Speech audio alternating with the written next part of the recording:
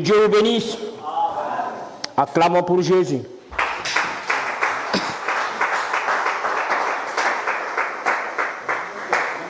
Prions le Seigneur. Dieu, bien-aimé Père Céleste, c'est une grâce pour nous ce soir d'être comptés parmi les vivants, de venir dans ta maison. Oh mon Dieu, mon roi, combien il nous manque de mots, Père Céleste, pour te remercier de tout ce grand travail que tu as fourni. Combien de gens sont levés avec nous le matin, traçant les programmes, mais d'autres n'ont pas achevé cela. Pour ne pas dire, Seigneur, qu'ils ne sont pas bons, mais c'est simplement, oh Dieu, ta grâce qui n'a pas plu sur eux, Père. Voilà pourquoi Jésus-Christ, nous te demandons simplement, Père, on venons à toi, nous savons que ton prophète dit, si nous venons dans ta maison, pour que nous soyons de bons papas, nous soyons de bonnes mères, nous soyons de bons fils, de bons fils et pères. Voilà pourquoi Jésus-Christ, nous te demandons, oh Dieu, de descendre afin de nous dire ce qu'il faut faire et ce qu'il ne faut pas faire. Car nous vivons dans un monde de confusion. Mais toi, tu as dit de ta parole, mon peuple ne sera jamais dans une confusion. Voilà pourquoi tu as fait descendre, Père, oh Dieu, ta miséricorde en nous envoyant un prophète. Voilà pourquoi Jésus-Christ, nous ne voulons pas, oh Dieu, sortir hors de ce que ton prophète a dit. Nous voulons seulement répéter ce que disent les bandes. Voilà pourquoi écarte-moi du chemin.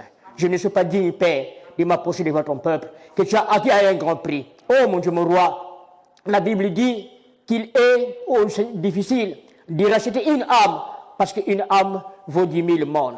Voilà pourquoi Jésus-Christ, ferme ma bouche, mes pensées, et que toi-même tu puisses descendre au Dieu, afin que toi tu puisses au Dieu nous conduire du début jusqu'à la fin. Maintenant, Père, je lis ta parole. C'est toi, ô Seigneur de gloire, qui est l'interprète de ta parole. Tu l'as interdit à l'homme de l'interpréter. Voilà pourquoi, Seigneur Jésus-Christ, on touche la Père, nous te demandons aussi au Dieu de nous écarter. Voilà pourquoi, Père Céleste, ceux qui sont venus, Père Céleste, ne sont pas venus voir un homme, ne sont pas venus écouter un homme, mais ils sont venus, Seigneur de gloire, à toi, ô Seigneur de gloire, toi, le grand guérisseur, toi qui sauves, toi qui consoles, toi qui redresses. Oh Dieu, nous avons besoin de toi, Seigneur. Et quand nous tous, Père, quand tu as dit de ta parole, ceux qui doivent m'adorer en esprit et en vérité. Voilà pourquoi le Saint-Esprit puisse nous conduire du début jusqu'à la fin. Oh mon Dieu, mon roi, souviens-toi, Seigneur de gloire, de ton serviteur qui n'est pas au milieu de nous dans ce corps de chair. Mais nous connaissons que Père, toi tu nous avais dit que nous sommes un en toi, au Seigneur de gloire, en Jésus-Christ, parce que nous sommes au Seigneur, en toi, en esprit. Voilà pourquoi, Père, le même Dieu qui est en train de Seigneur de gloire, de conduire ton serviteur là-bas, Père, puisse être le même ici ce soir. Afin que Père, oh Dieu, qu'il ne puisse jamais avoir, au Seigneur de gloire, parmi nous, une sémence de discorde, mais que nous puissions avoir la même pensée, nous puissions avoir la même vision. Oh Dieu, faire marier à ce peuple, Seigneur, à leur époux, qui est le Seigneur Jésus-Christ. Voilà pourquoi, Seigneur, descends et agis au milieu de nous. Nous te le demandons pour ta gloire, au nom puissant de Jésus-Christ. Là, vous priez demander. Amen.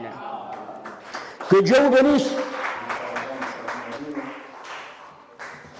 Nous poursuivons notre pensée dans sa présence. Je crois que nous pourrons faire un point virgule ce soir. Parce que la parole ne se termine pas. Nous allons lire là où nous lisons et nous prendrons dans le Nouveau Testament Romains 8. Lisons au nom de Jésus. L'année de la mort du roi Osias, j'ai vu le Seigneur assis sur un trône très élevé, et les pans de sa robe remplissaient les temples. Des séraphins se tenaient au-dessus de lui. Ils avaient chacun 6 ailes, 2 dont ils se servaient pour couvrir la face, 2 dont ils se couvraient les pieds, et dont 2 ils se servaient pour voler. Ils criaient l'un à l'autre et disaient: Saint, Saint est l'Éternel des armées. Toute la terre était pleine de sa gloire. Les portes furent ébranlées. dans leur fondement par la voix qui retentissait et la maison se remplit de fumée. Alors je dis, malheur à moi. Malheur à moi. Je suis perdu, car je suis un homme dont les lèvres sont impures. J'habite au milieu d'un peuple dont les lèvres sont impures. Et mes yeux ont vu le roi, l'Éternel des armées. Mais l'un des séraphins vola vers moi, tenant à la main une pierre ardente qu'il avait prise sur lequel, avec des pincettes, il toucha ma bouche et dit, ceci a touché tes lèvres. Ton iniquité est enlevée. Ton péché est expié. J'entendis la voix du Seigneur disant, qui enverrai-je et qui marchera pour nous? J'ai répondu, mais voici, envoie-moi. Allons-y dans Romains 8.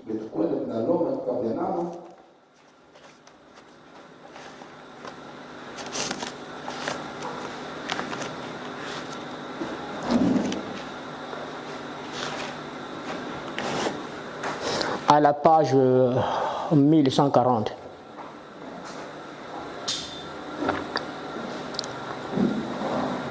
Romains 8, lisons au nom de Jésus. Il n'y a donc maintenant aucune condamnation pour ceux qui sont en Jésus-Christ. En effet, la loi de l'Esprit de vie en Jésus-Christ m'a affranchi de la loi du péché et de la mort, car chose impossible à la loi. Parce que la chair l'a rendu sans force. Dieu a condamné le péché dans la chair en voyant à cause du péché son propre fils dans une chair semblable à celle du péché. Et c'est là afin que la justice de la loi fût accomplie en nous, qui marchons non selon la chair, mais selon l'esprit. Ceux, en effet, qui vivent selon la chair s'affectionnent aux choses de la chair, tandis que ceux qui vivent selon l'esprit s'affectionnent aux choses de l'esprit. Prions le Seigneur. Dieu bien-aimé Père Céleste, nous venons là de lire ta parole. Tu es l'unique interprète. Écarte-nous, Seigneur de gloire. Parce que si l'homme se met à l'interpréter, il apportera la mort à ton peuple. Que ton esprit descende au milieu de nous, afin de nous emporter tous dans le lieu céleste en Jésus-Christ. Afin que ce qui sera dit puisse nous aider à marcher. Car Père Céleste, nous avons besoin de toi. Nous avons besoin de toi, en tout et en pour tout, car tu le prions pour ta seule gloire. Au nom puissant de Jésus-Christ, nous l'avons si prié demandé. Amen. Acclamons de nouveau pour Jésus.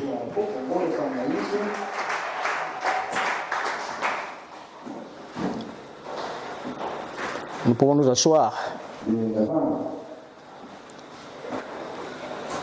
Vraiment, je vous remercie de votre présence, de tout ce que vous êtes en train de faire pour moi, votre soutenance dans la prière, et ça qui nous aide, et ça qui nous donne la force.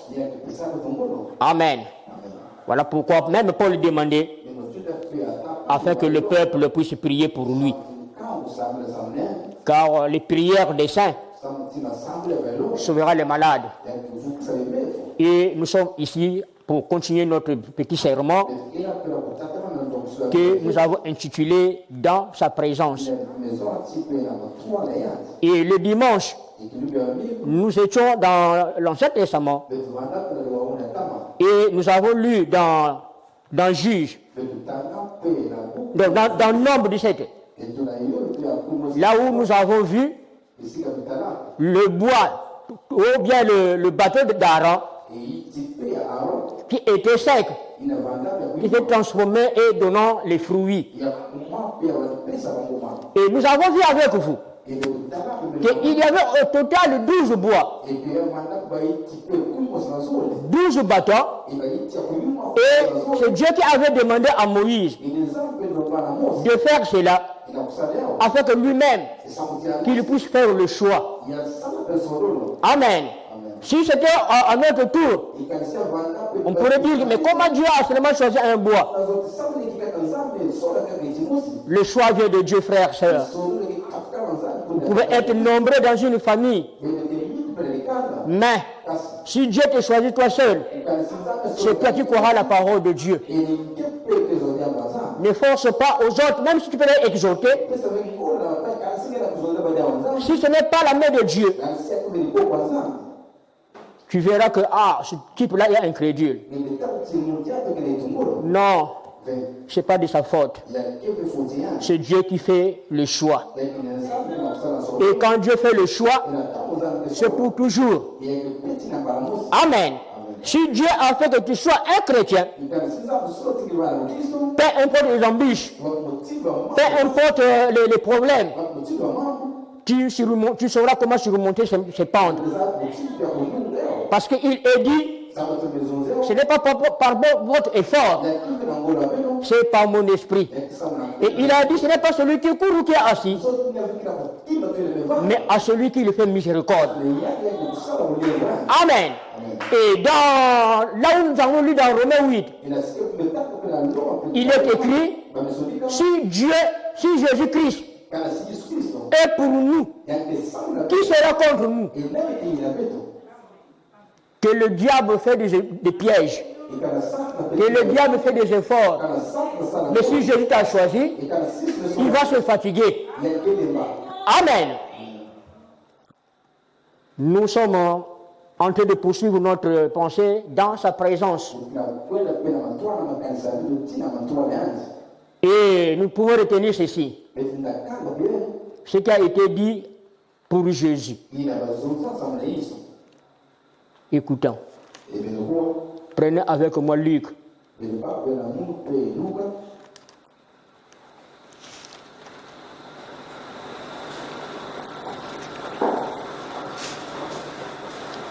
Luc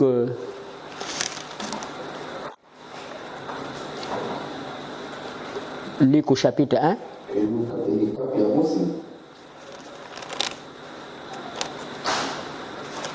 Excusez-moi. Non, c'est Luc 2. Au verset 33.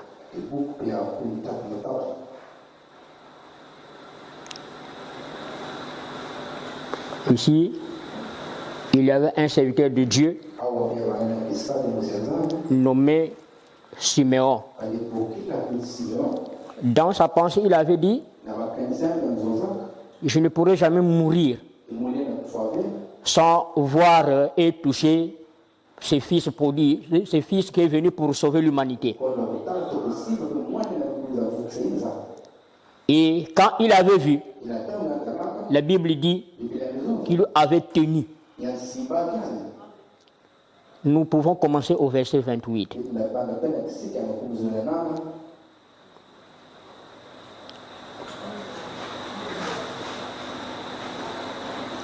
Bon, mais moi, ma pensée, c'est de vous faire voir ce qui a été dit ici pour l'homme que nous croyons, tout ce que nous vivons de lui, tout ce que nous voyons, c'était une promesse. Donc je prends seulement ce qui nous concerne par rapport au temps. Prenons avec moi au verset 33.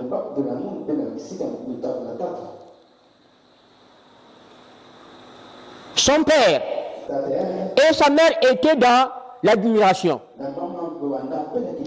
Des choses qu'on disait de lui. Siméon le bénit et dit à Marie, sa mère, voici cet enfant est destiné à amener la chute et le relèvement de plusieurs en Israël et à devenir un signe qui provoquera la contradiction. Amen. Donc, ce que nous voyons aujourd'hui, c'était déjà promis. Un seul Dieu, beaucoup d'adoration. Un seul Dieu, beaucoup de dires, beaucoup de croyances. Amen. Comme nous avons un seul prophète. Mais vous remarquez que dans ce message, il y a beaucoup de doctrines. Pourquoi?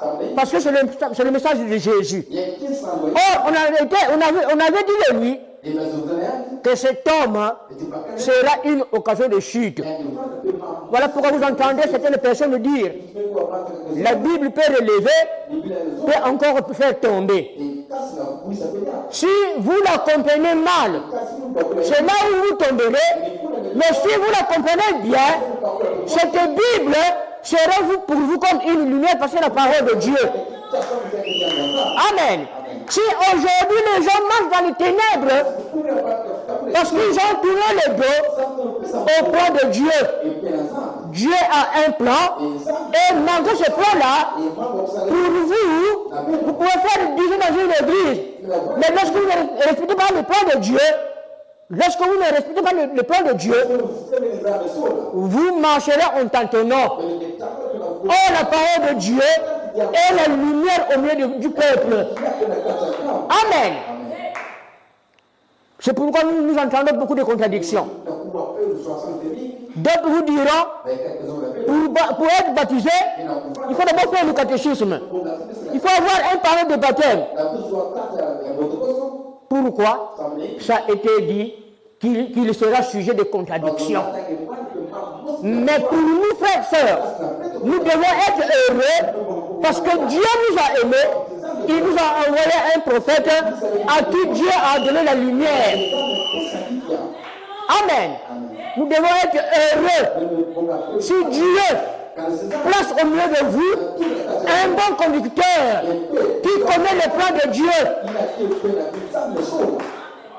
il est écrit, si un aveugle conduit un aveugle, vous tomberez tous dans la fosse. Amen. C'est pourquoi moi je me réjouis de voir prouver un bon serviteur de Dieu. Amen. Et cet homme de Jésus, il a commencé des miracles, même pendant qu'il était dans le ventre de sa mère. Or, mère ici, c'est une simple appellation. Amen. Parce que Jésus l'a prouvé. Quand son père et sa mère sont venus pour dire, nous voulons voir cet homme qui est en train de vous prêcher là. Et les aussi sont partis dire, ils ont demandé, vous êtes qui? Nous sommes le père et la mère à Jésus. Les disciples sont venus voir Jésus pour lui dire,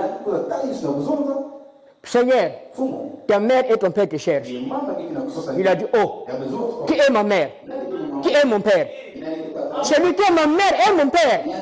Celui qui fait la volonté de mon père. Amen. Si vous ne faites pas la volonté de son père, vous êtes zéro. Amen.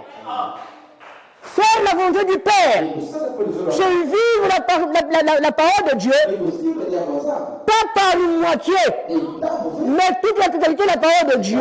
Nous devons la vivre telle que ça est écrit.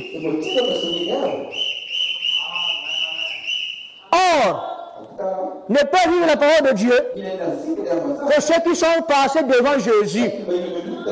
Amen. Quand vous passez auprès de Jésus, Jésus vous fait arrêter. Amen. Il dit, ne passe pas mon fils, ne passe pas ma fille, car j'ai à te dire. Amen.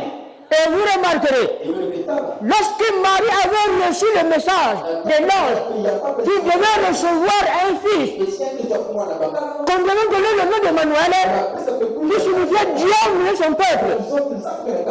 La Bible dit que Marie avait une parente qui était aussi sainte, qui avait aussi la grossesse. Mais depuis 6 mois, la grossesse ne bougeait jamais. Amen.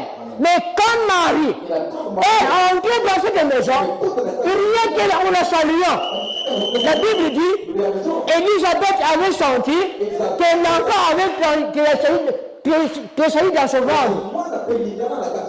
Amen. Si nous, frères, en venant à Jésus, et que nous ne sommes pas la joie, change un autre chemin. Amen.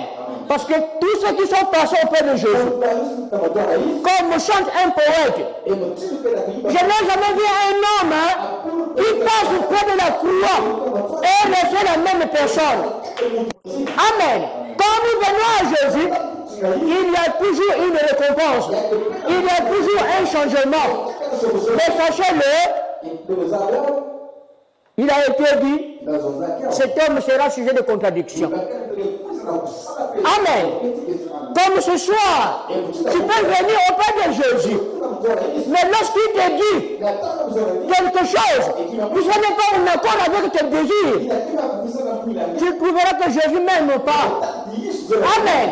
Les gens aiment que Jésus s'accorde à notre vie. C'est nous qui devons accorder à la vie de Jésus.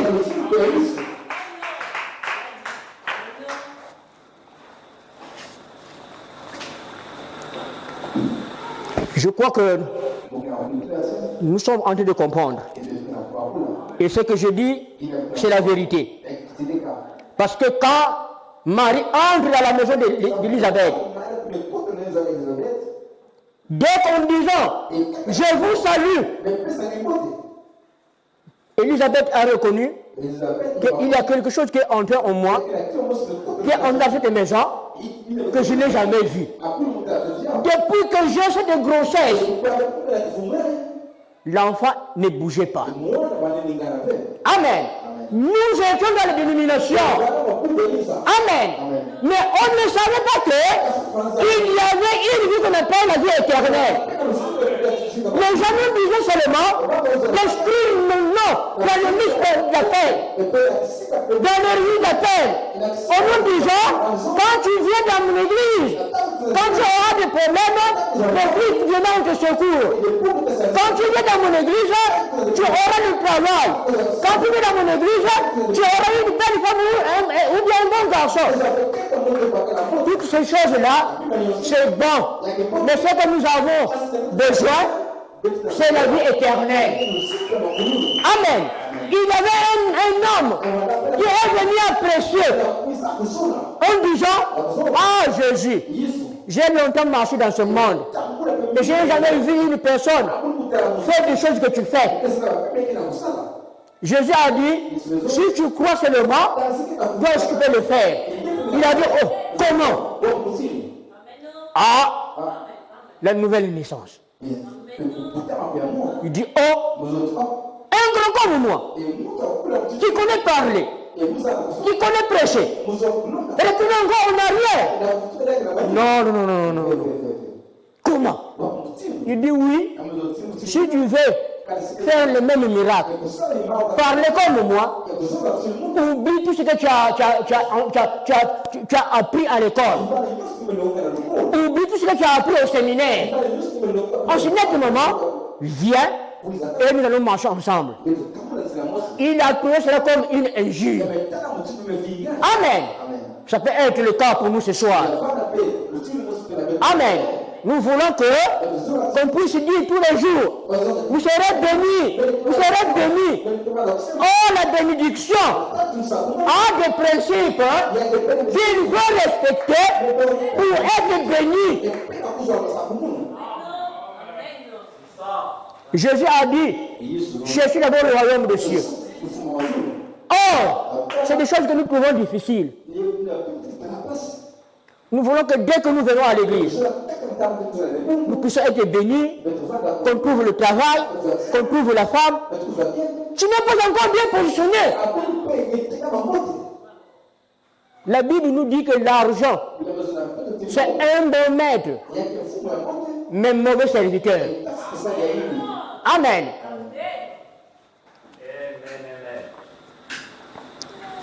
Écoutons.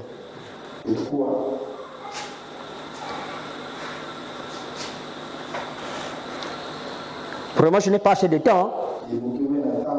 Je passe droit au prophète. Aimez-vous le prophète? Ah, moi je l'aime beaucoup. Hein? Sans lui, on ne saurait que dire ce soir. Même quand vous écoutez ce qui se dit, les églises de réveil, ils lisent le message en cachette. Amen. Écoutons. Dans sa présence, page 18, au paragraphe 70, il y a beaucoup de choses à dire ici, mais le temps me fait défaut. Il parle de Jacob, qui était changé devant la présence de l'Éternel. Il parle d'Abraham, de Moïse. Toute personne qui est passée auprès de Jésus, auprès de l'Éternel, a été toujours changée.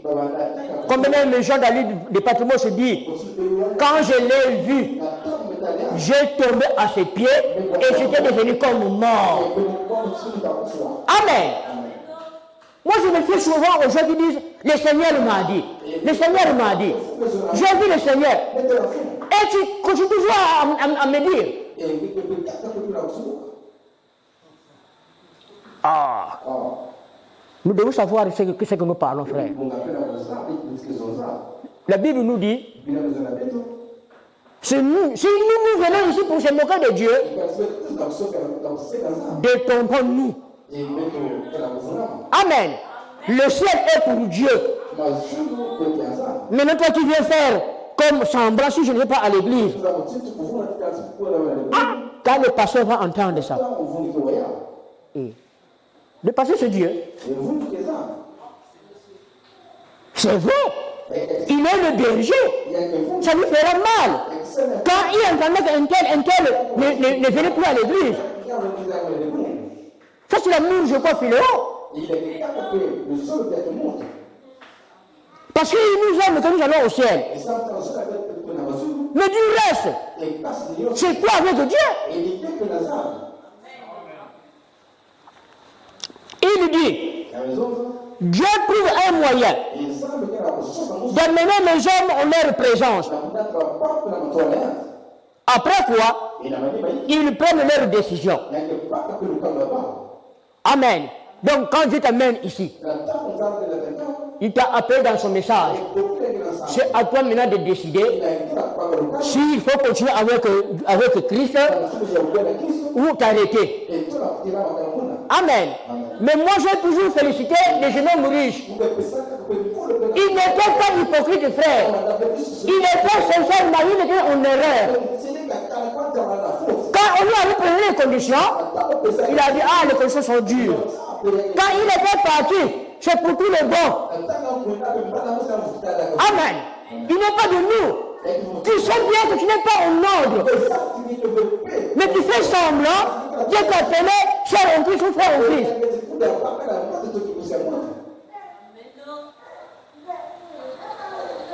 Donc, quand Dieu t'amène, prenez votre décision. Certains fouillent loin de lui. Certains accourent vers lui.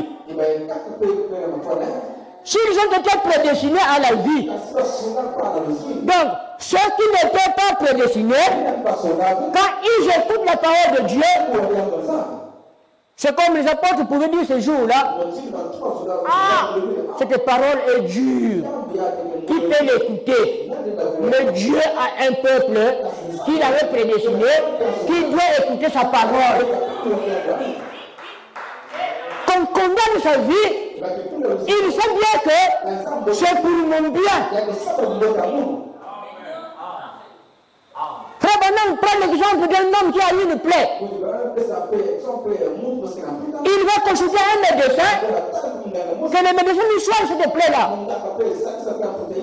Frère Branham nous dit, un bon médecin qui connaît les principes de la médecine, il ne va pas prendre les médicaments et mettre sur cette plaie-là. Mais qu'est-ce qu'il va faire? Il va nettoyer cette plaie jusqu'à ce que le sang commencera à sortir. En ce moment, il va mettre les produits. Amen. C'est le type de la sanctification.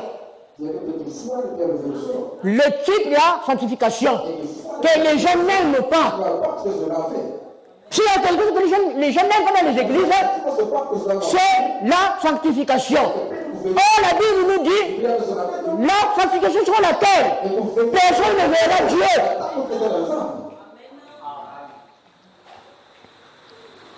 Donc, certains fuient loin, certains accourent vers lui. Comme Pierre avait dit, à qui irons-nous encore? Amen. Ce jour-là, il a prêché un serment très dur. Aujourd'hui, vous allez manger ma chair et boire mon sang. La Bible dit que Jésus marchait avec 70 disciples. Mais combien étaient restés? 12. Et quand Jésus se lève, il regarde le nombre qui était là. Jésus ne vous aimera pas parce que vous venez à l'église. Jésus vous aimera quand vous vivez sa parole. Il a dit, mais vous n'irez pas, vous ne pouvez pas aller. Vous voyez, si c'était nous, on serait derrière le brebis. Ah, pourquoi tu as foutu mon église? Pourquoi tu as foutu mon église? Ça c'est la moule philéo. Nous voulons que nous tous, nous soyons dans le message. Amen. Si frère, Dieu avait laissé la clé à Noé, Noé allait faire entrer même ceux qui ne venaient pas à l'église. Parce que l'amour de l'homme, c'est de voir son frère prospérer et vivre comme lui. Mais n'en pas à Dieu. Le salut aux nations est individuel. Donc si Dieu est prédestiné, non, quel que soit le blâme, tu viendras. Amen.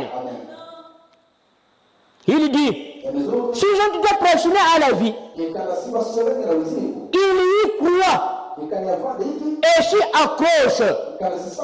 Sinon, il cherche à s'éloigner et disent, il n'y a rien de vrai.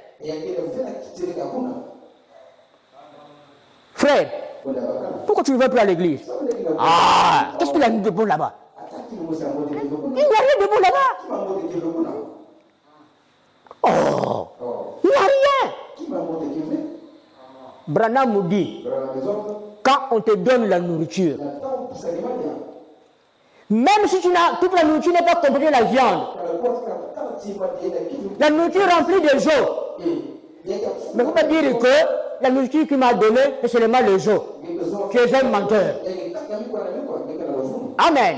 Dans les os, il a un peu de viande. Et Branham nous dit, lorsque vous mangez le poulet, prenez ce qui est nécessaire. C'est comme quand vous écoutez ce soir. Prenez ce qui vous concerne. Mais si vous dites qu'il n'y a rien, c'est quoi qu'il n'y ait rien? Oh, il n'y a rien. Il n'y a rien de vrai. Là-dedans. Voyez? Et ça, c'est l'homme qui est perdu. Donc l'homme qui est perdu, c'est lui qui proclame que dans cette église, il n'y a rien. Parce qu'il est perdu. Mais celui qui est retrouvé, il dira, ah, Jésus-Christ, dans cette église, il a envie de faire les œuvres. Ah, avec son serviteur. Ah, non. Vraiment, Jésus connaît bien former les gens. Pourquoi? Parce que tu as trouvé quelque chose de meilleur dans ta vie.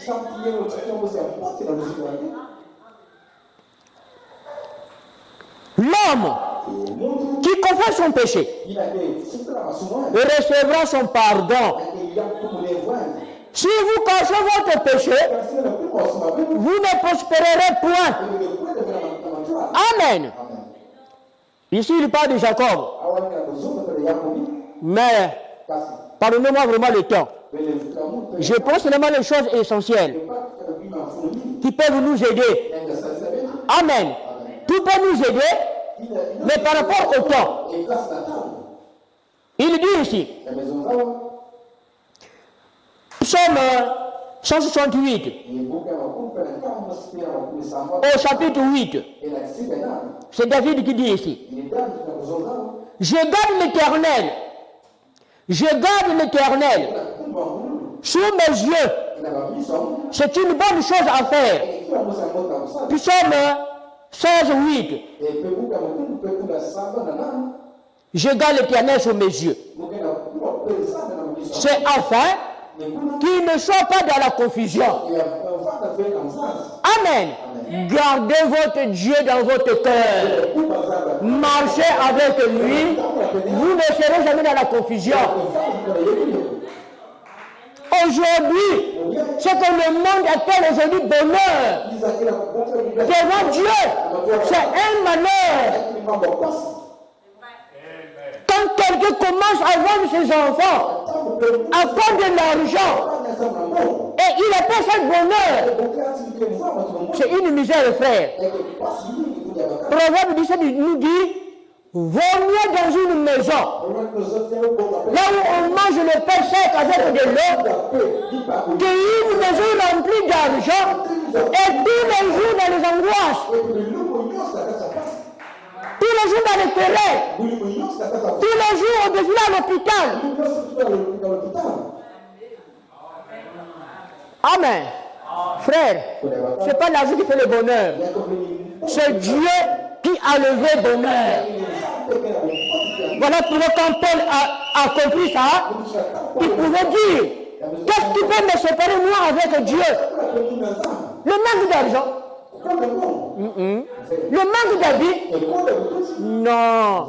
Mais avec Dieu, mon amour est éternel.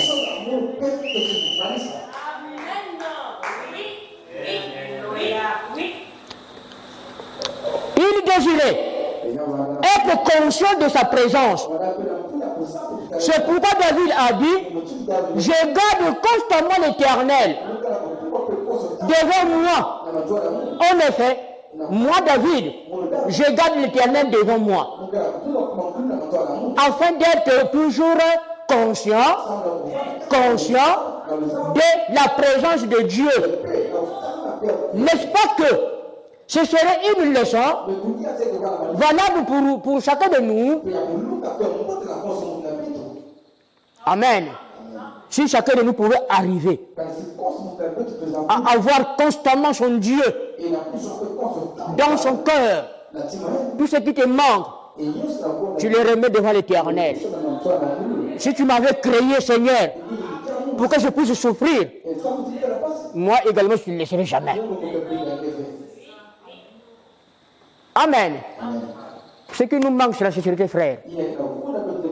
Dieu ne peut jamais nous mentir. Il a dit, tout ce que vous demanderez en mon nom, je vous le ferai. Même si je ne le fais pas aujourd'hui, mais la promesse dit, je le ferai. Amen. En ce moment, il faut avoir les reins solides pour supporter d'attendre. Amen. C'est la période d'attendre qui nous fait échec.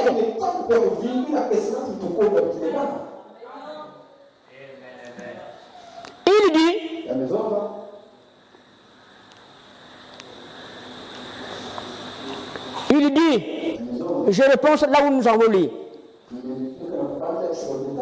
N'est-ce pas que ce serait une leçon valable pour chacun de nous ce soir? Gardez l'Éternel devant nous. Amen. L'Éternel est la parole. Ce que nous devons garder devant nous, c'est sa parole. La Bible dit, au commencement était la parole. Cette parole s'est faite chair. Elle est encore répartie. Amen. Aujourd'hui, cette parole, c'est elle qui est prêchée par un prophète envoyé de Dieu. Vous ne devez pas être sauvés en écoutant un autre prophète. Amen. Si tu étais en train de Noé, pour que tu sois sauvé, il fallait rentrer dans l'âge de Noé. Amen. Si tu étais en train de Moïse, pour connaître le chemin, il fallait marcher avec Moïse. Sans ça, tu es perdu. Il en est ainsi parce que la Bible dit ce qui est Dieu et ce qui sera. Amen. Il continue. Il dit,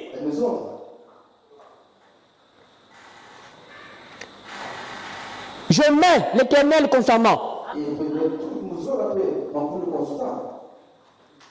Je vais sauter, pardonnez-moi. Il dit, l'Éternel devant nous, afin d'être conscient de sa présence. Faites-le passer avant tout. Amen. Voilà pourquoi il lui a dit, mon frère, ma soeur, tout ce que tu fais dans ta vie, étant conduit par un pasteur, tu as le droit de lui dire toute ta vie. Amen. C'est là où il est avantageux quand le pasteur connaît ta vie. Amen. En même du cas de problème qui t'arrive, le pasteur sera derrière ce problème. Parce qu'il connaît que tu es sa brebis. Beaucoup qui viennent ici, que nous le savons, s'ils sont membres de cette église, ou ils sont des visiteurs. Amen.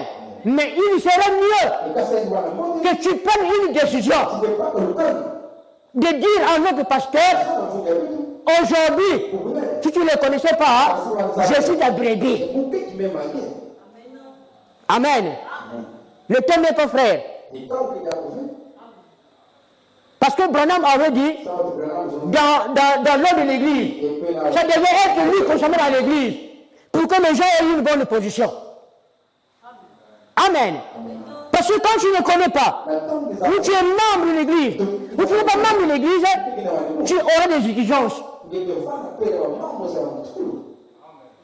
Amen. Si nous croyons que l'église, c'est notre église, prenez-la comme vous prenez les choses de la maison. Amen. Quand tu vois que le sol est sale, tu te demandes de les laver. Tu te demandes de les laver. Parce que c'est des choses de la maison, non? Amen. C'est comme ça avec l'église. C'est comme ça avec le message de l'heure. Branham dit dans la brochure, l'avertissement, il dit, il a pris l'exemple des aiguilles. Quand une aiguille n'est pas dans sa bonne position, vous verrez que toute l'air est fausse. Amen. C'est la marche de chacun de nous. Nous devons être ordonnés et marcher avec ce Dieu. Il dit, donc, tout ce que vous devez faire, faites passer d'abord Dieu au devant. Alors, vous ne pécherez pas quand vous êtes conscient que vous êtes consommé dans la présence de Dieu. Quand vous êtes conscient que Dieu est présent, vous surveillez ce que vous dites. Amen. La Bible dit que si tu veux aller au ciel, gardez votre langue. Ne divaguez pas n'importe quoi. Un homme du monde peut parler n'importe quoi, mais dès que toi tu viens dans le message, quand tu parles, tu entends celui qui est à côté. C'est vous qui priez. La même parole qu'a prononcé un païen. Le même acte qu'a posé un païen. Mais quand toi tu le poses, c'est vous qui priez, non? Donc ça veut dire que quand nous venons à Christ, c'est là notre poste de devoir.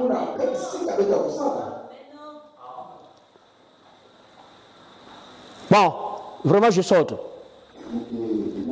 Maintenant, écoutez l'église. Je vous aime. Je veux que vous m'écoutez. Amen.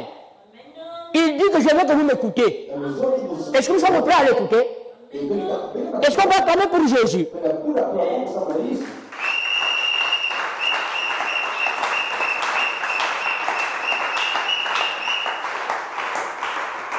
Il dit, là comme mon frère Micoulou avait coutume de dire, je vais dire quelque chose, mettez toujours le Seigneur devant vous et ne faites rien que vous le feriez, pas à sa présence, parce qu'il veille sur vous. Le Seigneur compte autour de ceux qui le craignent. Il reste là, tout près de vous. Il sait tout ce que vous faites. Et vous devez reconnaître cela. Quand vous êtes sur le point,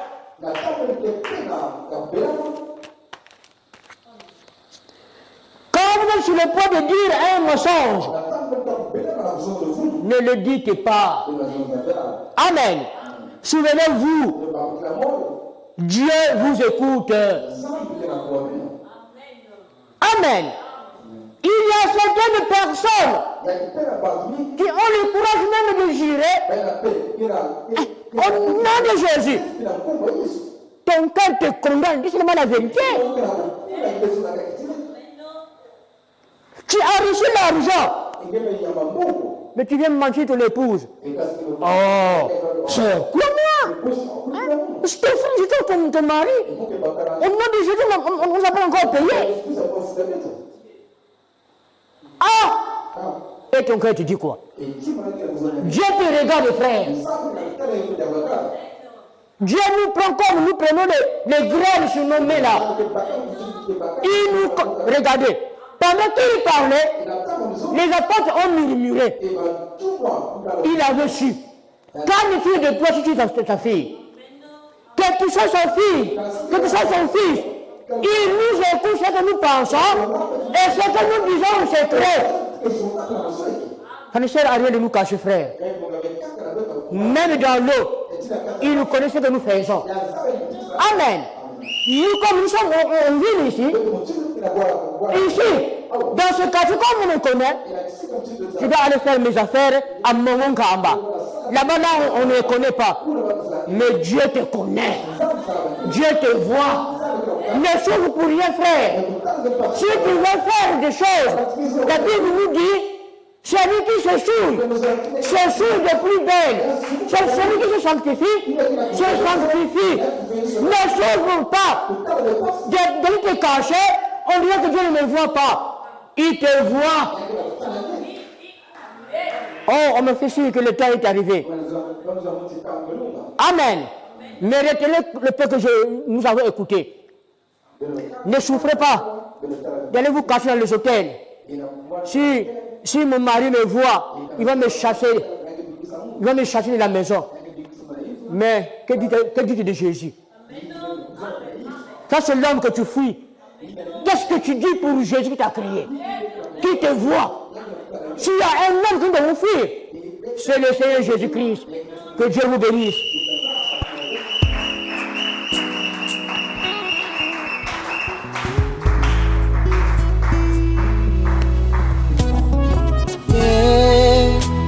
La nuit nous a vengé, Jésus. Oh, ton nos péchés épais. Oh, quel privilège d'apporter tout à Dieu dans la prière. Souvent nous perdons la paix, en vain nous portons la paix, parce que nous n'apportons pas tout à Dieu dans la prière. Souvent nous perdons la paix, en vain nous portons la paix, parce que nous n'apportons pas tout à Dieu dans la prière.